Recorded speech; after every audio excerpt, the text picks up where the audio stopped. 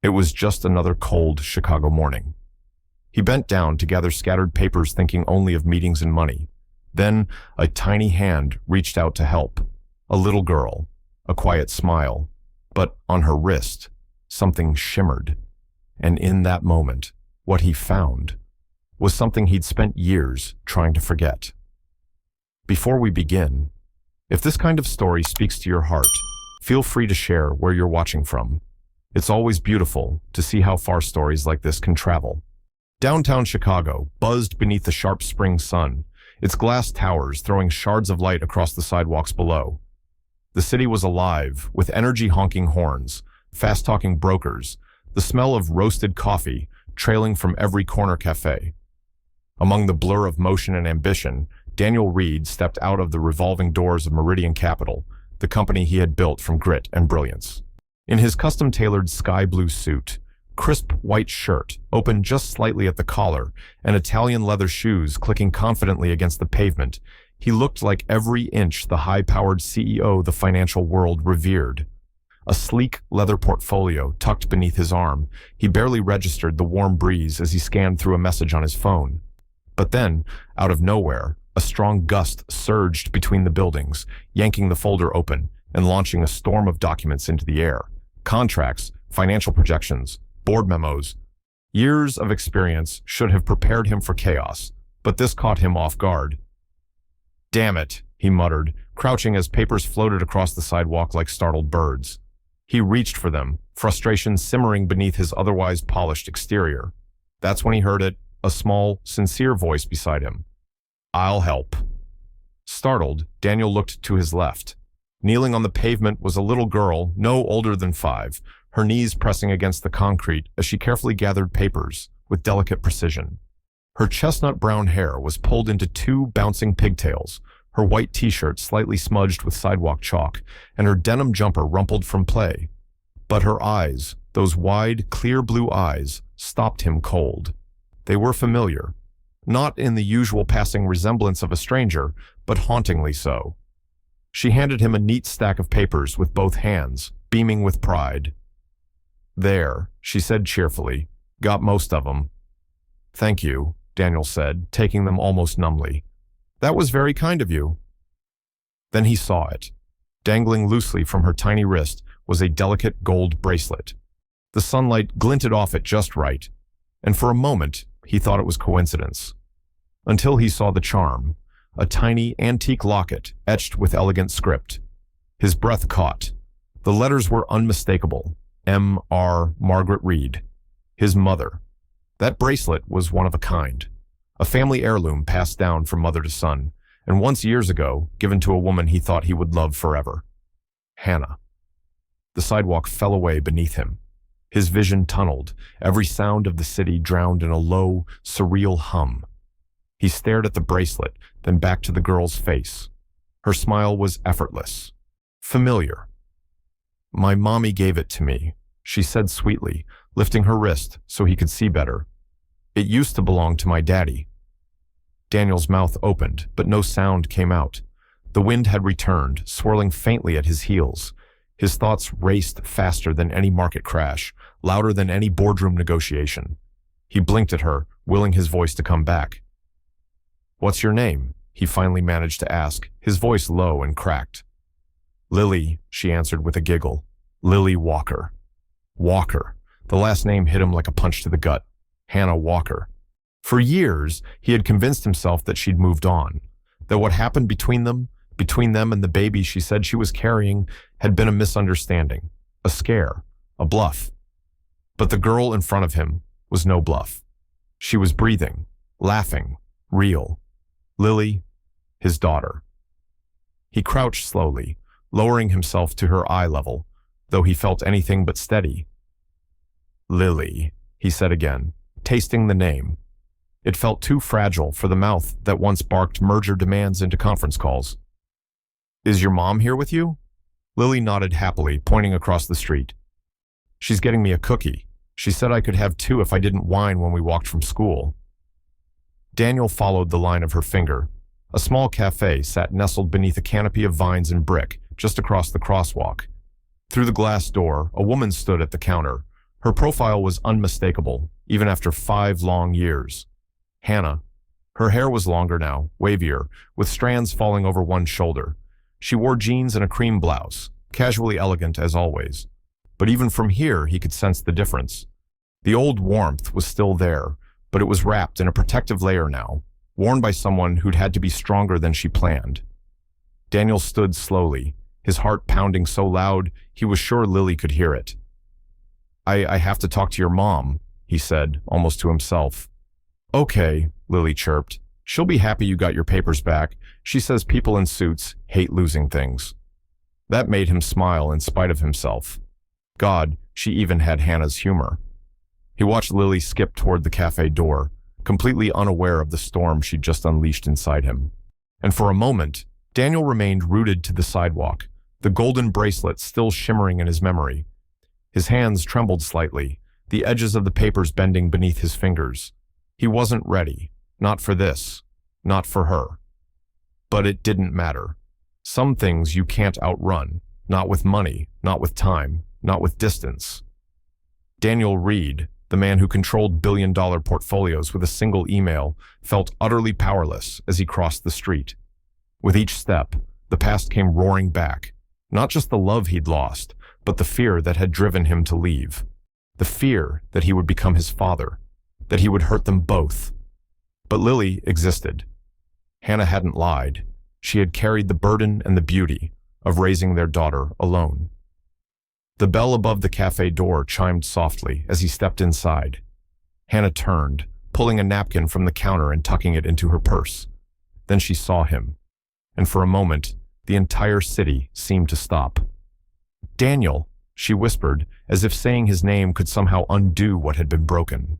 He couldn't speak, not yet, but he nodded. And in that look, just seconds long, the weight of 5 years, 1 child, and 1,000 unanswered questions settled between them. Daniel stood frozen just inside the cafe, the city's noise muffled behind the glass as if it belonged to another world entirely. Everything around him was warm and golden. Sunlight filtering through dusty windows, the aroma of roasted beans and cinnamon pastries drifting in the air, but all he could feel was a dull, rising panic in his chest. Hannah hadn't moved. Her hand hovered near her purse, fingers curled slightly, her expression caught somewhere between disbelief and dread. The years hadn't erased her softness, but they had reshaped her. There was steel now in the way she stood, a quiet strength in her posture. The girl he had left behind had grown into a woman who had clearly learned how to carry pain with poise. She didn't say anything at first. Neither did he. The silence stretched, thick with the weight of 5 years of nothing. Lily's voice broke through like a bell. Mommy, he dropped papers everywhere and I helped him pick them up. He saw my bracelet. Hannah's gaze snapped to her daughter, then back to Daniel. And in that moment, like a ripple across water, he saw it all settle in her face. Recognition, realization, and then, sharp as a blade, resolve. She stepped forward, her voice calm but clipped. What are you doing here? Daniel swallowed, suddenly feeling 10 years younger and 10 times more unprepared. I didn't know. I didn't expect to. He shook his head slightly, trying to find a foothold. I saw her outside. She helped me with my papers. And then, the bracelet. Hannah folded her arms. And what, Daniel? You thought you'd come in here and ask me if she's yours? Pretend we can just pick up where we left off? He lowered his eyes for a moment. I didn't come looking for you, but seeing her, it changed everything. Hannah exhaled sharply through her nose and gestured toward the back corner. Sit. We're not doing this in the middle of a cookie line. They took a table near the window. Lily nestled between them, happily munching on her treat, blissfully unaware that her presence was the only thing keeping 2 broken hearts from shattering completely all over again. Daniel's hands were flat against the table. Her name is Lily? Hannah nodded. She's how old? 4. She'll be 5 next month, she said, then added pointedly, do the math. He flinched. I'm not here to fight. I didn't know. I didn't believe that I was telling the truth. Her voice was quiet now, but cold. That I was actually pregnant, like I said I was, That I wasn't trying to trap you or guilt you or ruin your precious life? Daniel looked at her, then really looked at her, and the lump in his throat grew heavier. Her hair was different, softer somehow. There were new lines near her eyes, shadows that hadn't been there before, but her fire, that fierce, unbreakable fire, was burning brighter than ever. I didn't think you were lying, he said, almost a whisper. I was scared, more than I've ever been. She gave a bitter laugh. You were scared? Daniel, I was terrified, alone, with a baby coming. You think fear gives you the right to vanish? No, it doesn't, he said quickly. I know that now. For a moment, the table fell silent, except for the occasional crunch of Lily biting into her cookie. She swung her legs under the chair, humming softly to herself. I was afraid I'd become him, Daniel said finally, his voice tight. My dad, you never knew the full story, just bits. But he wasn't just distant or strict. He was cruel, mean, and he made my mom feel worthless every single day. He broke her down, and I thought if I stayed, if I tried to be a father, I'd do the same to you, to her. Hannah looked at him, her eyes hard. So you left to protect us? That was your noble reason? He nodded slowly. At the time, I convinced myself it was mercy. You didn't just leave me, Daniel. Her voice cracked, but she didn't blink. You left her before you even knew her. Daniel stared down at the table, ashamed. I know, and I can never undo that. There was a pause. The cafe had quieted around them. Outside, people passed by without a second glance, completely unaware of the fault lines running through the air just inside. I looked for you, he said. A year later, maybe longer. I don't even know how long I waited. I showed up at your apartment and it was empty. I asked around, but you were gone. No number, no trail, nothing. I moved, Hannah said simply. I wasn't going to raise Lily in a place full of memories of being abandoned. I needed a fresh start. Daniel nodded. I deserved that. No, she corrected. Lily deserved better. I made every decision with her in mind. Always. There was a long pause, and then Daniel turned toward the little girl, who was now stacking sugar packets and pretending they were blocks. Does she know? Hannah hesitated, then shook her head. Not really. She asked once, a few months ago. I told her it was complicated. Daniel felt something break inside him. I missed it all. Her first words, first steps. She said, cookie before mama, Hannah said without smiling. Priorities. He managed a quiet chuckle, but it faded fast. I don't expect anything, he said softly. Not from you, not even from her. Now that I know, please, let me try. Let me at least be in her life. Hannah leaned back, her fingers wrapping tightly around her coffee cup. I don't trust you. I don't blame you. She doesn't need chaos, or a father who comes and goes. She needs consistency. I can be that, he said, desperation creeping into his tone. I can show you. Show her. And what if you get scared again? She asked, her voice quiet but razor sharp. What if you run? Daniel looked at her, his voice low and steady. Then I'll have become the man I've always feared, but I won't. I swear it. For the first time, something flickered in Hannah's eyes. Not warmth, not yet, but maybe the smallest crack in the armor. We'll see, she said. You want to see her again? You show up. You don't push. You don't expect anything from me. This is about her now, not us. Daniel nodded, his voice barely audible. Understood. Lily looked up, licking sugar off her fingertips. Can we get another cookie?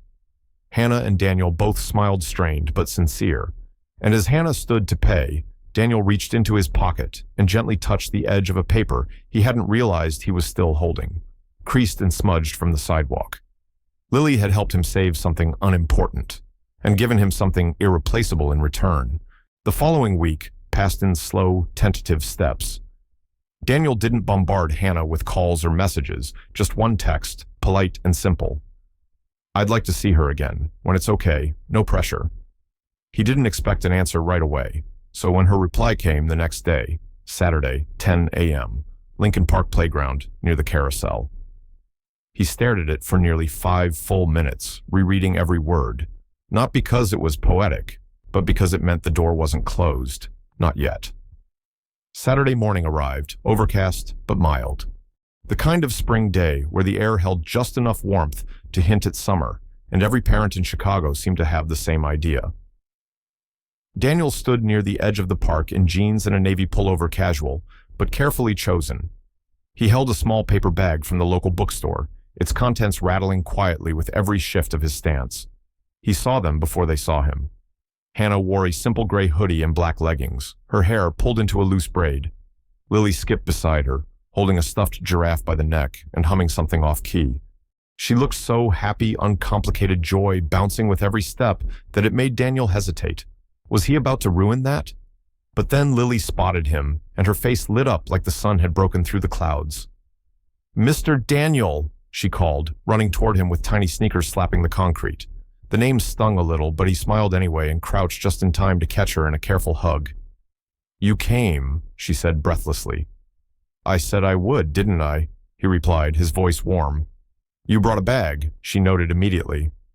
"Is it snacks?" He chuckled. "Close. It's a surprise. For later." "Babe." Hannah caught up seconds later, slower and far less enthusiastic. Her arms were crossed, not out of defiance, but caution. "Hey," she said simply. "Hey," Daniel echoed. "Thanks for letting me come." She nodded once. "You get an hour, maybe 2 if things go well." Lily didn't wait for the adults to settle into their awkward rhythm. She tugged Daniel's hand toward the swings, then the sandbox, then the climbing structure. He followed without hesitation, keeping pace with her endless stream of questions and stories about preschool, her best friend Mia, and her dislike of peanut butter that sticks to your teeth like glue. Daniel listened intently, genuinely captivated. For years, he had sat in meetings with executives who droned on about quarterly earnings. Now, a 4-year-old's tale about a butterfly that landed on her finger last Tuesday was the most important thing he'd ever heard. At one point, they found themselves on a bench near the sandbox.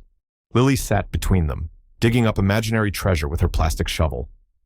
Daniel reached into the paper bag and pulled out a small box of washable markers, a coloring book with cartoon animals, and a plastic case holding a doll-sized hairbrush and miniature bows.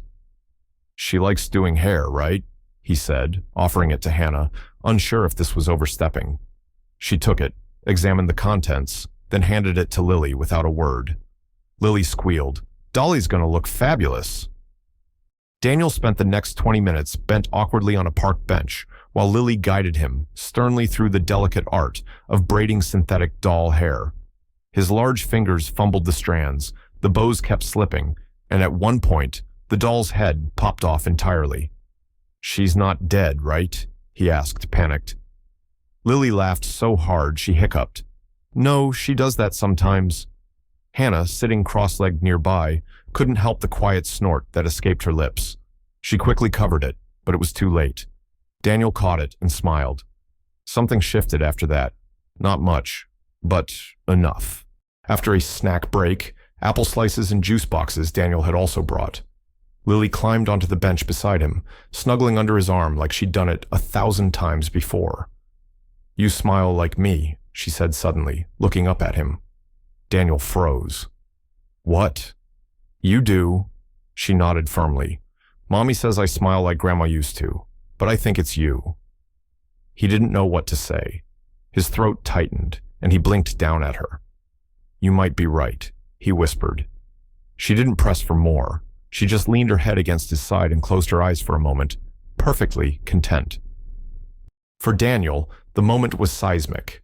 He looked up to find Hannah watching them. Guarded, yes, but with something else too.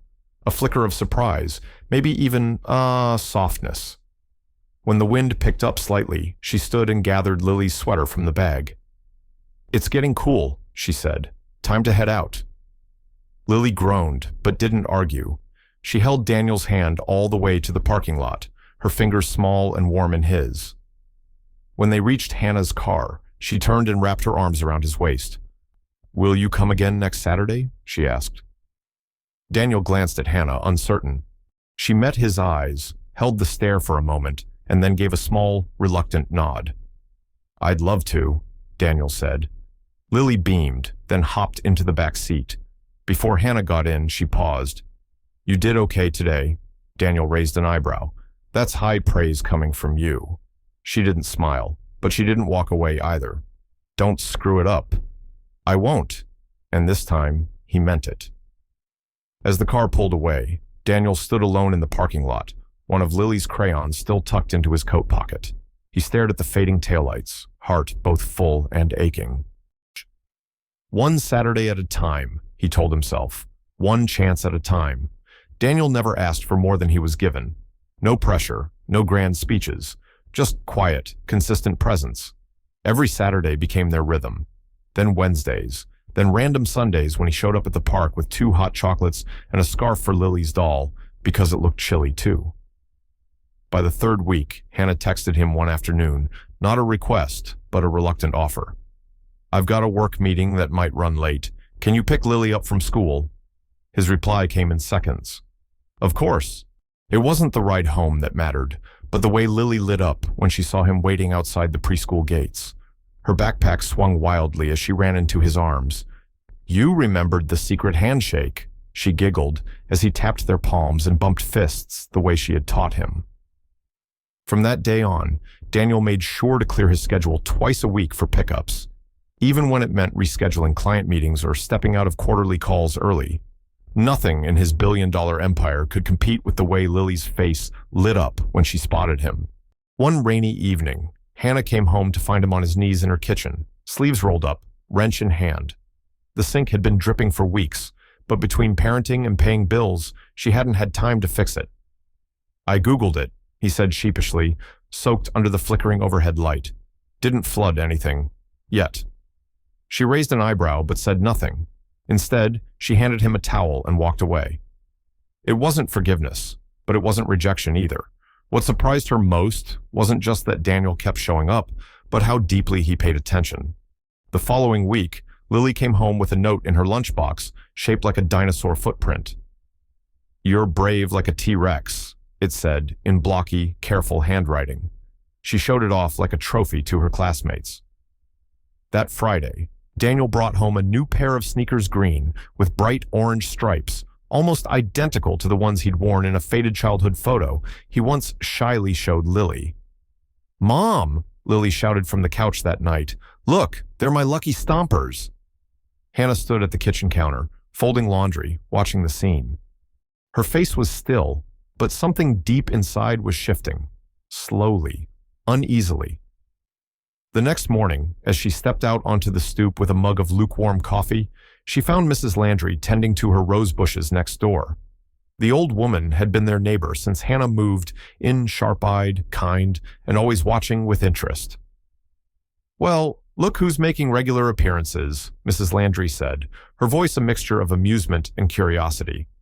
Hannah didn't reply immediately, just sipped her coffee and looked out at the lawn where Lily and Daniel were chalking a hopscotch course across the walkway. He was terrible at it, kept messing up the numbers and pretending to fall dramatically whenever he lost his balance. Lily laughed so hard she snorted. "You trust him?" Mrs. Landry asked quietly. "I'm trying," Hannah said. "It's hard." "That's fair." The old woman leaned on her rake. "Some men don't change, but some do, and the ones who come back on their knees, those are worth watching." Hannah looked back at Daniel, his hair smudged with blue chalk, Lily clinging to his back like a giggling koala. She didn't smile, but she didn't look away either. By the end of the month, bedtime stories became a shared ritual. Lily insisted Daniel be there to do the silly voices. He always obliged even when the words tangled, even when exhaustion weighed on his eyes. Sometimes he stayed just long enough to tuck her in. Sometimes, like that one Thursday night, he lingered in the hallway after the story ended.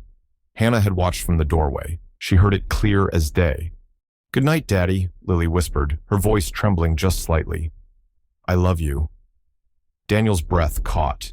He didn't respond immediately, too overcome, but then he leaned in and pressed a kiss to her forehead. "I love you too, Lily. So much." Later, Hannah found him sitting in his car, engine still off, hands shaking on the wheel. He didn't notice her standing there. "Why are you still here?" she asked. He looked up, startled. Didn't want to drive yet.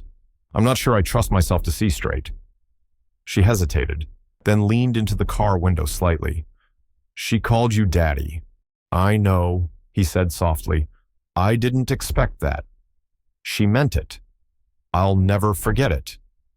They stood in silence again, like they often did, conversations unspoken but understood. You're still 5 years late, she said, voice calm but firm. I know. And I still don't know if I'll ever fully trust you. I know that too. But she didn't tell him to leave. She didn't walk away. And that night, when she closed the door and peeked in at Lily curled up with her doll, Daniel's crayon drawing tucked beside her pillow, Hannah finally sat down on the floor of the hallway and let herself cry. Not out of grief, not yet hope either, but maybe the space between the two. The spring fair at Willow Glen Elementary was the kind of community event that practically demanded sunshine, and on that April Saturday, Chicago delivered. The playground had been transformed into a chaotic wonderland of paper flowers, folding tables, lemonade stands, and face-painting stations. Pastel streamers fluttered from tree branches, and chalk drawings bloomed across the sidewalks like a second spring.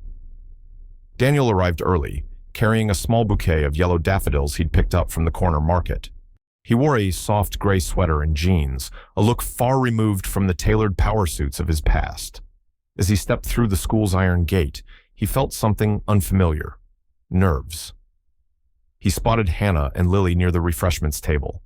Lily wore a white cotton dress with pink embroidery, a crown of tissue paper daisies atop her head, and that golden bracelet still resting loosely on her tiny wrist. She waved the moment she saw him. "Daddy," she called, loud and proud. Daniel's heart surged at the word. She had been using it more freely now, without hesitation, without checking Hannah's expression for permission. It wasn't a test anymore. It was real. He walked over and handed the bouquet to Hannah. "For both of you," he said with a smile. She took them cautiously, glancing around. "You're going to embarrass us in front of the PTA." "That's my job now, isn't it?" She almost smiled. The event moved along in bursts of activity. Lily's class performed a slightly off-key version of "You Are My Sunshine," while Daniel recorded the entire thing with his phone, fighting tears behind his sunglasses. Afterward, Lily beamed up at him and asked, "Was I too loud?" "Not loud enough," he whispered, pulling her into a hug. "You were perfect." They wandered from station to station, cupcake walks, beanbag tosses, and a photo booth where Daniel wore a foam crown at Lily's insistence. For the first time, he felt like he wasn't on the outside looking in. He was part of something, part of her world, until he heard the voices. Near the flower decorating table, two mothers stood beside a lemonade jug, whispering low enough to seem polite, but loud enough to be heard. "That's him, right?" one said. "The dad who bailed before she was even born?" "5 years, the other murmured. "Must be nice to waltz back in when it's convenient." Daniel froze. He didn't turn, didn't react. He just stood there, his hands resting on Lily's shoulders as she tied ribbons around a plastic potted plant. But the words stuck to him like glue. When he glanced up, he saw Hannah standing a few yards away. She'd heard it too. Her face was still, unreadable. But Daniel knew her well enough now to spot the tension in her jaw, the way her hands curled at her sides. And then, slowly, painfully, Lily looked up at him. Her eyes were wide, not scared, but questioning. She had heard them. The rest of the fair passed in a blur. Daniel tried to smile, to stay present, but his focus drifted.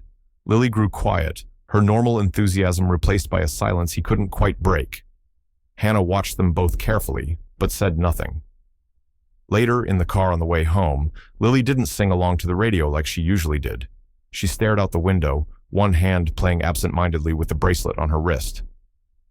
Back at the apartment, she went straight to her room, not bothering with her usual parade of post-event chatter. Hannah found her sitting on the edge of the bed, still in her white dress, her flower crown discarded on the floor. "What's wrong, sweetheart?" she asked, sitting beside her. Lily looked up, her voice small. "Those ladies said Daddy didn't want me." Hannah felt the breath leave her lungs. She wanted to scream, to march back to that school and confront every whispering voice. But instead, she did what she'd always done. She steadied herself for her daughter. They don't know the truth, she said gently. Did he leave? Because of me? No, Hannah said immediately. No, baby. He didn't leave because of you. He was scared. He made a mistake, a really big one, but it was never about not wanting you. Lily sniffled. Then why did he come back? Hannah wrapped her arms around her. Because he realized how much he missed. Because he loves you so, so much. Later that night, as Daniel quietly folded up chairs in the living room from a makeshift tea party Lily had started earlier, Hannah stepped in. She heard them, she said simply. Daniel's hands stilled. I know. I saw her face change. She asked me if you didn't want her. His shoulders sagged. God. I told her the truth, Hannah said, that you made a mistake, that it was never because of her. I'm so sorry. I know. That night, long after Lily had fallen asleep, Hannah checked in on her and found something new taped to the wall beside her bed. A piece of construction paper, folded like a treasure map. In Lily's clumsy, blocky handwriting, it read, To my family. Inside were 3 stick figures, one tall with messy hair, one medium with a braid, and one tiny one in a paper crown. Their names were written beneath, Daddy, Mommy, me. The golden bracelet gleamed faintly in the nightlight's glow, still on Lily's wrist as she slept soundly. Hannah stood in the doorway longer than she meant to, her eyes stinging.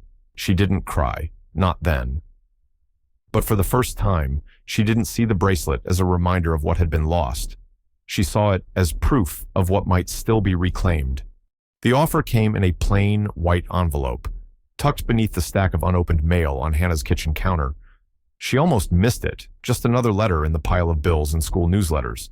But when she opened it, the words hit her like cold water. We're thrilled to offer you the position of Associate Director at Haven Outreach Center in Seattle. A real opportunity, more pay, better benefits, a leadership role she had worked toward for years, and it was 2,000 miles away. She reread the letter 3 times before setting it down and staring out the window, where Lily and Daniel were crouched over the sidewalk, drawing with chalk. Daniel was laughing at something Lily said, head tilted back, and Lily leaned against his shoulder, like she'd been doing it her whole life. Hannah's stomach twisted. That night, after Lily had fallen asleep on the couch, with chalk dust still on her fingers, Hannah brought it up.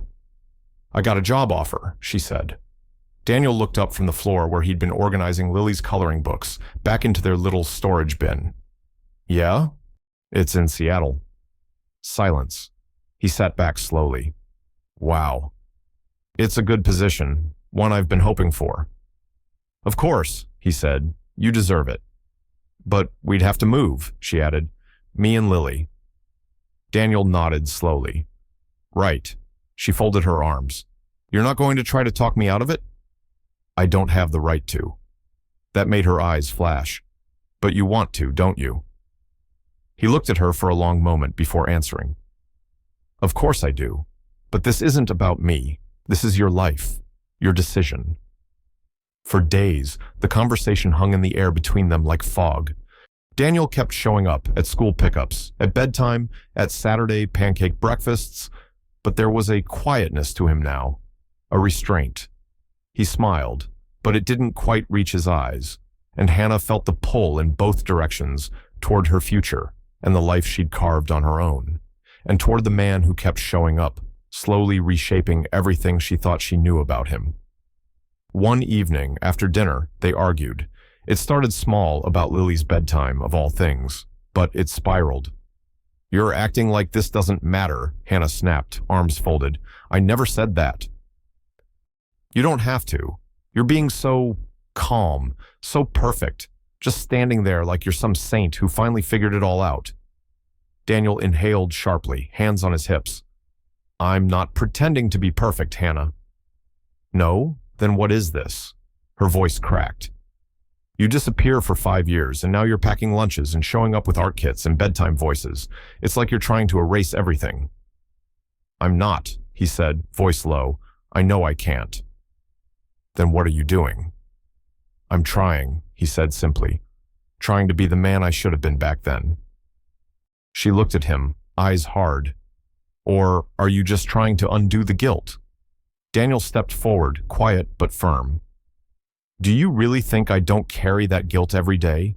That I don't wake up and see her face and wonder who she could have been if I'd been there from the start? Hannah's lip trembled, but she said nothing. I know I ran, he said, voice cracking, but now I run toward you both, not away. That stopped her. For a long time, neither of them spoke. He let out a breath. You think I'm doing this for me? That I just want to fix my conscience? I'm here because of her. Because she looked up at me in that park and said I smile like her. Because she holds my hand like it belongs there.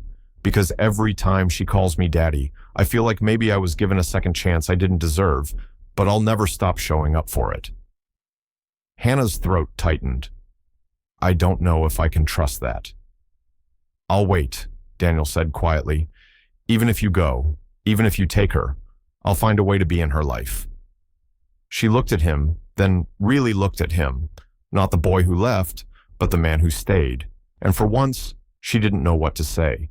Later that night, as she lay in bed staring at the ceiling, the job offer resting on her nightstand, Hannah reached over and folded it shut. She didn't tear it up, she didn't decline. But for the first time, she wasn't sure that leaving was the only way forward. Because maybe cracks didn't always mean something was broken. Sometimes they meant there was room for light to get in. It started with a cough, just a faint tickle in Lily's throat on a breezy Thursday afternoon. By bedtime, she was warm. By midnight, she was burning up. Hannah woke to the sound of Lily whimpering in her sleep, her cheeks flushed and skin damp with sweat. The thermometer blinked red 103.8. Panic rose in her chest. She gave Lily some medicine, laid a cool washcloth on her forehead, and sat beside the bed, trying to stay calm. And then she called Daniel. He picked up on the first ring. She's burning up, Hannah said, her voice shaking. I've given her Tylenol, but I'm on my way. It wasn't a question. 20 minutes later, he was at the door, breathless, hair damp from the rain. He didn't say much, just kissed Lily's forehead, took a seat on the edge of her bed, and stayed. Hannah watched him from the doorway for a while. He didn't ask what he could do. He just did it, wiping Lily's brow, whispering to her gently when she stirred, changing out the washcloth without being asked. When Hannah finally dozed off on the couch around 3 a.m., he was still sitting there, fingers loosely intertwined with his daughter's, eyes heavy but unwilling to close. At sunrise, Hannah woke with a crick in her neck and a blanket draped over her shoulders, his doing, no doubt. She padded softly into Lily's room, where the early light spilled through the curtains in soft streaks. Lily was still asleep, her fever finally broken. Daniel had fallen asleep, too still seated, still holding her hand. And something in Hannah shifted. She stood there for a long moment, arms crossed loosely over her chest, just watching them. It was in that silence, the hum of the morning city outside, the soft breathing of her daughter, the rise and fall of Daniel's chest, that she realized the edges of her guard had begun to fray. This man, the one she had once sworn never to forgive, was still here, not just in the easy moments, but in the ones that required grit, patience, heart. When Daniel finally stirred and blinked awake, his hands still wrapped around Lily's, he looked up at Hannah without a word. His eyes were rimmed with exhaustion, but clear. She's okay, he whispered. Hannah nodded. Thank you, she said softly. He sat up straighter, carefully letting go of Lily's hand as not to wake her. There's something I've been holding on to, he said, and I think it's time. He stood, reached into his coat pocket, and pulled out a small velvet box. His hands trembled slightly as he opened it. Inside was the same bracelet Lily had worn the first day they met, the one he had given to Hannah years ago, the one passed down from his mother. But now it had changed. The original charm, the MR engraving, still gleamed in the center, but flanking it were two new additions. A silver L shaped like a lily petal, and a small gold heart with an H engraved on one side. He stepped closer and held the box out to Hannah. I gave this bracelet away once, he said quietly, when I ran, when I thought cutting ties was the only way to protect you. But that was fear, not love. She looked at it, speechless.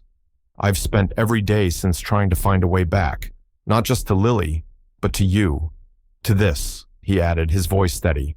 I can't erase the past. I wouldn't even try. But I want to build something real, slow, strong, together. He gently placed the box in her hand. This time, he said, I want to give it back, not as a memory, but as a promise. Hannah didn't say anything right away. Her fingers curled around the box, and she stared at the charms, at what they represented. The past, yes, but also the present, and maybe, finally, the future. I'm not ready for everything, she said quietly, but I'm not walking away either. Daniel nodded. That's more than enough. They stood there in the golden hush of morning, neither of them needing to fill the silence. In the other room, Lily stirred, then called out, half asleep, Daddy? Daniel moved before Hannah could, brushing past her gently as he walked back to his daughter's bedside. I'm here, he said softly, kneeling beside her. And Hannah stood in the doorway, bracelet box in hand, heart a little less guarded than it had been the day before. The backyard wasn't large, it didn't need to be. A string of fairy lights looped across the weathered fence, soft golden bulbs glowing like tiny fireflies as the evening sun dipped low behind the rooftops. Folding chairs lined a narrow pathway between rows of potted daisies and climbing ivy, and a modest wooden arch stood at the far end, wrapped in silk ribbon and fresh blooms that Hannah had arranged herself that morning, white peonies, yellow roses, and baby's breath. The whole thing felt simple, intentional, intimate, exactly right. 1 year had passed since that night Lily spiked a fever, and Daniel knelt by her bedside until dawn. A year since Hannah had held a bracelet and a question in her palm, unsure whether she could ever trust what had once broken her. But Daniel had made good on every quiet promise he whispered in those weeks that followed, showing up, stepping back when needed, never once asking for more than she was ready to give. He didn't need to be perfect, he just needed to stay. And he did. Now, he stood under the garden arch in a soft gray vest and rolled up sleeves, a wildflower pinned to his chest by Lily herself. He adjusted his cuff, took a steadying breath, and turned as the music began. Nothing grand, just a guitar instrumental playing through a portable speaker. Lily came first, walking solemnly down the grass path with a velvet ring pillow clutched in both hands. Her pale yellow dress fluttered at the knees, her sandals dangling from her fingers. She had insisted on going barefoot, and Hannah hadn't argued. As she approached, Lily paused and looked up at Daniel, grinning. Hi, Daddy. He knelt just long enough to whisper, You're the most beautiful ring bearer this world has ever seen. She beamed and took her place between them. Then Hannah stepped into view, her arm linked loosely with Mrs. Landry's, her makeshift escort and self-appointed wedding coordinator. Her dress was soft ivory, simple but elegant, with a lace bodice and a flowing skirt that caught the breeze just right. Her hair was pulled half up, curls tumbling down her shoulders, and her smile small but sure shook something loose in Daniel's chest. She reached him and let go of Mrs. Landry's arm, placing her hand in his. They didn't have a priest or an officiant with a collar. Just a friend of Hannah's from work who had been ordained online, and a circle of close friends, a couple of neighbors, and Lily bouncing slightly on her heels as she waited for her cue. The ceremony was short by design. No lengthy speeches, no dramatic declarations. Just vows, quiet and steady, spoken in the garden where they'd rebuilt everything. Daniel's voice wavered slightly, but he didn't falter. I can't promise to undo the past, he said, eyes locked on hers. But I can promise this: every day I will choose you, in the quiet, in the chaos. I will fix leaky faucets and forget where I left the keys. I'll show up even when I'm tired. I'll read the bedtime stories again and again, and I'll never stop earning the place you've given me. A tear slid down Hannah's cheek, but she didn't wipe it away. I spent years surviving, she replied softly. Years building something strong for me and Lily. I didn't know if there'd ever be room for more. But then you showed up, not loud, not demanding, just present. And you stayed. She reached for his hand. This isn't about fairy tales. This is about choosing the kind of love that keeps showing up, even when it's hard. When it was time, Lily stepped forward, holding the velvet pillow with both hands like it was sacred. Daniel took the ring and slipped it onto Hannah's finger. She did the same. Then Hannah pulled something from the folds of her skirt, a familiar bracelet, its golden chain catching the evening light. Only now, the bracelet held more than memories. It shimmered with new meaning, the original charm still engraved with MR. Now joined by two delicate additions, an L for Lily, and a small heart with an H etched into its curve. Hannah clasped it around Lily's wrist, kneeling to meet her eyes. "This is your story too," she whispered, "all of it." Lily looked down at the bracelet, her fingers brushing the charms. "Can I still wear it to bed?" Hannah laughed softly. "Always." The guests applauded quietly, cheers mingling with laughter and a few discreet tears. There was no champagne, just lemonade and slices of peach pie made by Mrs. Landry. No DJ, but Lily dragged her father into the center of the yard and demanded they dance under the fairy lights. So they did. She twirled barefoot across the grass, her laughter filling the garden like wind chimes in the breeze. The bracelet on her wrist glinted in the golden hour light, swinging with every spin, a delicate chain that tied them all together, not with guilt, not with regret, but with grace. Later, as dusk settled and the lights glowed a little warmer, Daniel stood with his arm wrapped gently around Hannah's waist. Lily ran in circles with her cousins, her bare feet kicking up bits of lawn. And in that quiet moment, watching his daughter dance under the stars, with a joy so full it hurt to look away, Daniel finally understood what healing really looked like. Not grand gestures, not perfect closure, but presence, commitment, love that stayed. The bracelet used to remind her of what she lost. Now, it tells the story of everything they found again, together.